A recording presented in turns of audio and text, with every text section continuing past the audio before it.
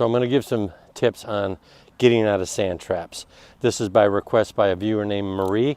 Thank you so much for sending in the request. She asked that I give a few tips.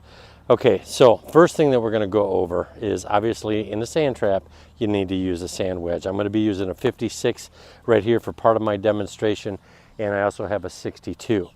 Now, the first thing that most people do wrong, everybody that I see that has trouble getting out of a sand trap, is they don't understand the concept of opening this club face.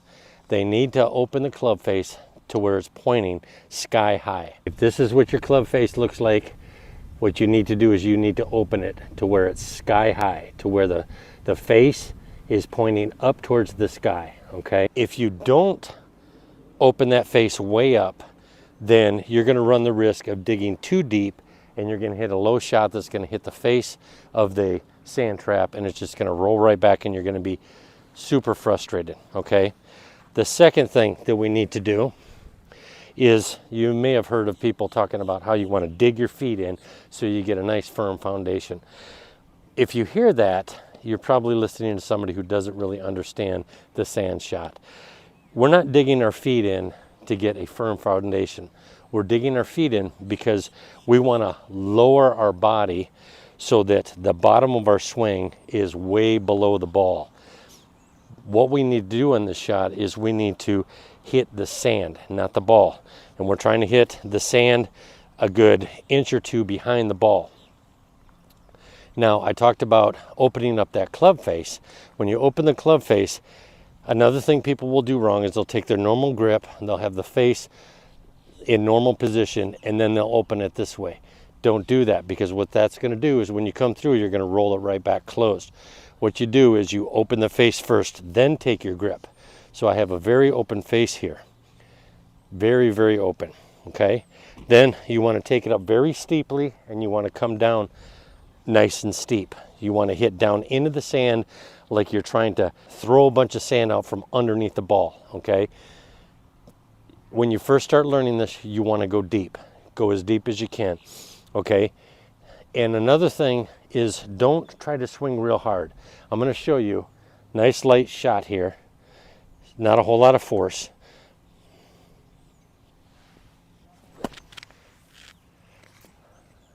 That ball almost hit the flag. So it's very important that you just swing nice and mellow and you take a lot of sand. Another thing that people don't get right in this shot is the ball placement. Now, I find if you want to hit down and hit sand first and knock that ball up into the air, then it's very important that you put the ball forward in your stance. So I put it off my left heel, nice and forward. You want to aim your body just a hair left of the target, because when you have this open face, it's going to come out a little bit to the right. And I don't mean it's going to balloon, or it's going to curve out to the right. It's just going to come out a little bit right. So aim your body just a hair left of your target. Put the ball forward. Open up that face before you put your hands on it. Take it up very steeply. That means early wrist cock. And then just drop the club down into the sand behind the ball. And it comes out nice and easy.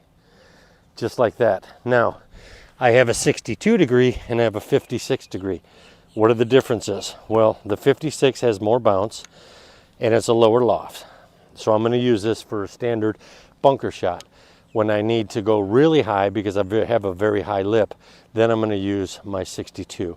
And those are really the only differences. I will say, when you have real wet sand, you really need to focus on slapping down harder into that sand. When you have light fluffy stuff, you don't need to take quite as much sand. But anyways, key fundamentals again: open club face before you take your grip. Dig your feet in to get your body lower. Ball forward in the stance. Very upright backswing. Slap it into the sand. That ball will come out really nice and stop relatively quickly. I hope that helps. Thank you. So I'm on a par 3 here, and I've already hit my shot onto the green. But I dropped a ball here because I wanted to show you another specialty shot. Let's say that you hit a shot and you get up to your ball and you find that you've got a sand trap between you and the flag. Well, how do you deal with this? Well, this is where we learn the flop shot. And I absolutely love the flop shot. It's a lot of fun because you really can't swing too hard at this shot. So what we want to do with the flop shot is it's much like playing in the sand.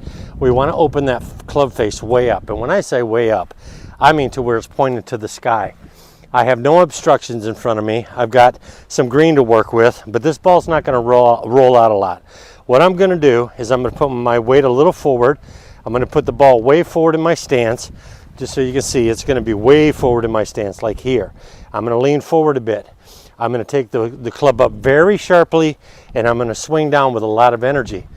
What I'm trying to do is I'm trying to hit the ground underneath the ball, much like I would with a sand shot.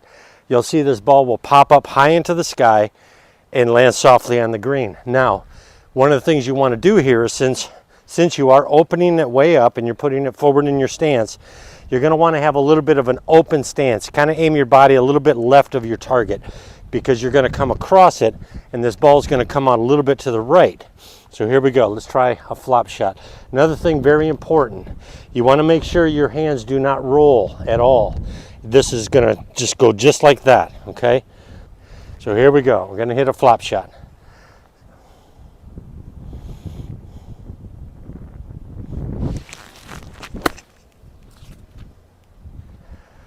Came out, landed real soft. Could have aimed it a little bit better, but easy. Never have to worry about being in the sand trap.